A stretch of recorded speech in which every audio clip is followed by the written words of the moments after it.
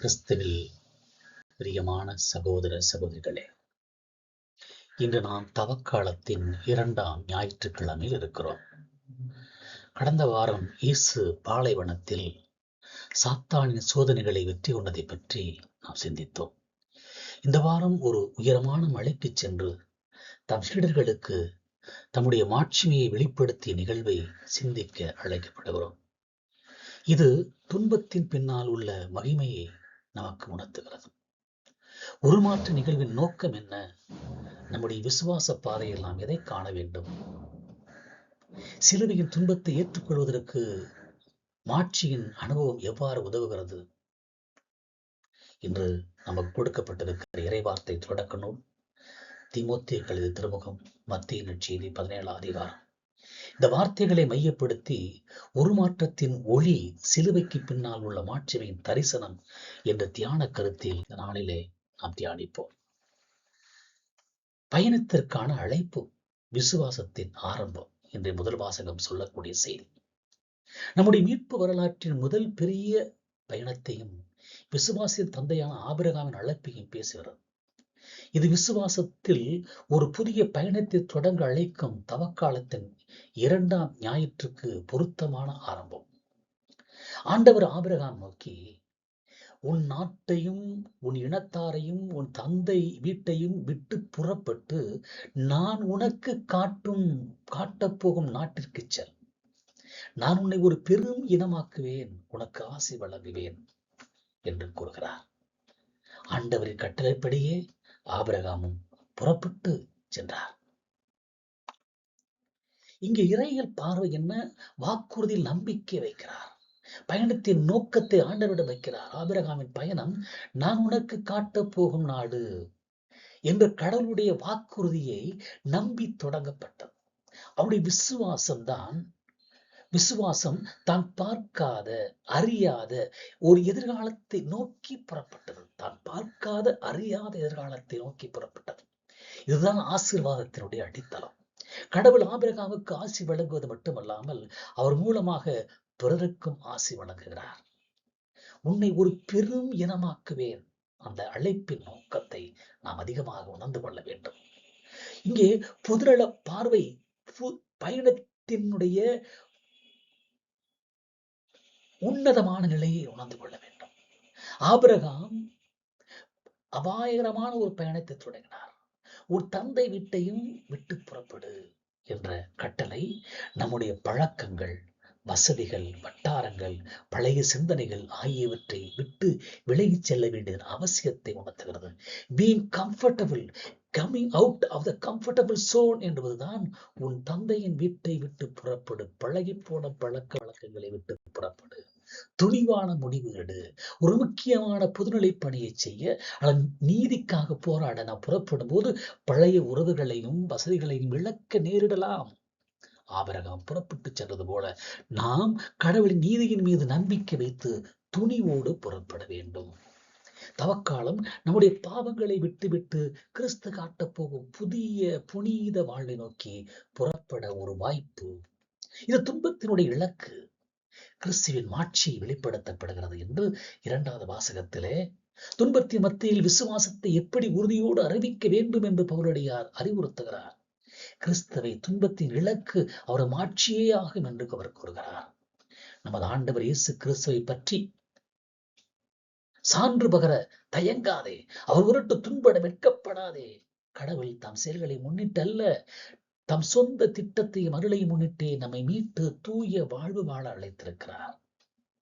கிறிஸ்து இயேசுவின் மாட்சியால் வெளிப்படுத்தப்பட்ட அந்த அருள் சாவை ஒழித்து நிலைவாழ்வுக்கான ஒளியை நற்செய்தியின் வழியாக நமக்கு கொடுக்கிறது.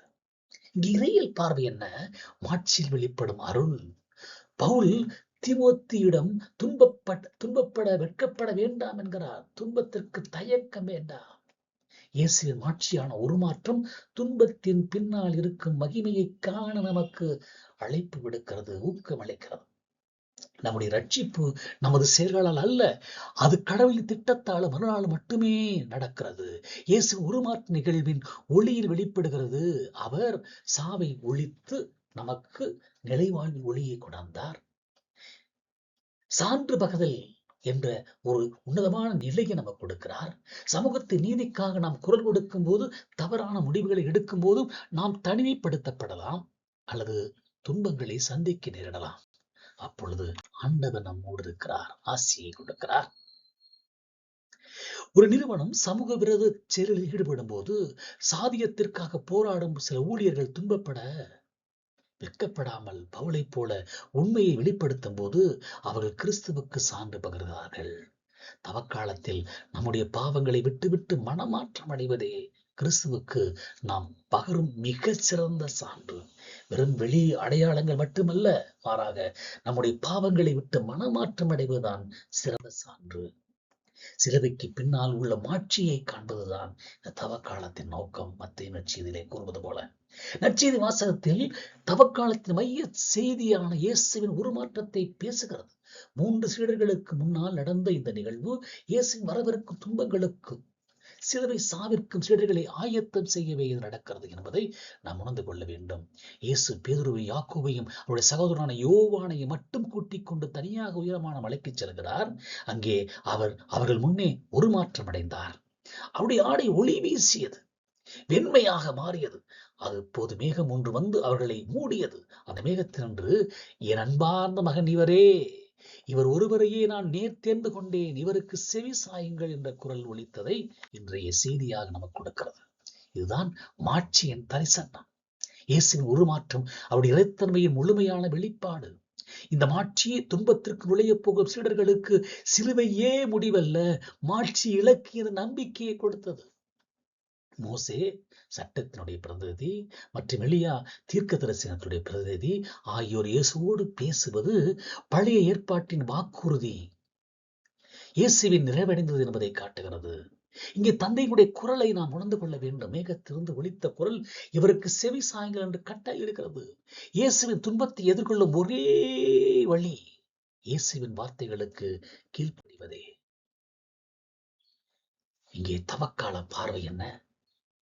மலையேறுதலும் கீழிறங்குதலும். அந்த நிகழ்வை நினைத்து பார்க்க வேண்டும். பேதுரு கூறுகிறார், பேதுரு ஒரு என்ன தவறு செய்கிறார்?